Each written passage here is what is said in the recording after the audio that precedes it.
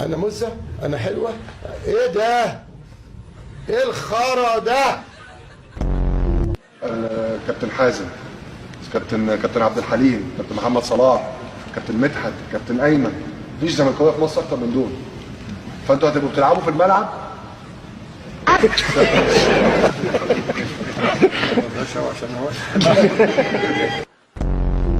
مجلس الاعضاء عشان خاطر من فضلك. لا بعد ما اتكلم حضرتك. لا قبل ما تتكلم. مش هتكلم. وانت حريص على القواعد. الله. استاذ مرتضى. واستاذ رئيس صالحنا. وبدانا صفحه جديده وانا بصفى خلاص. يعني خلاص بقيتوا دلوقتي سمنه على العسل زي ما بيقولوا، مفيش خلاف. مش لازم سمنه على العسل، خليها فطيره على العسل. كشري، انت كشري بالشطه ولا بغير شطه؟ انت كشري بالتقليه ولا بغير التقليه؟ انت مين يا ابني؟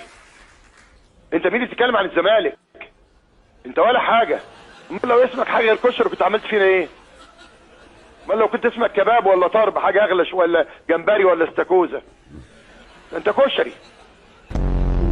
ايه القرف ده؟ طيب. ايه القرف ده؟ خلينا في القضيه الاساسيه. ايه القرف ده؟ ايه القرف في ده؟ حاجات في حاجات. بس طارق يحيى عيط امبارح. اه بس هو عيط عشان يعني كان عليه ضغوط الفتره اللي فاتت، كان بيقولوا انه بيبيع ماتشات للزمالك وكده. لا، وعايز عشان كان عنده البواسير.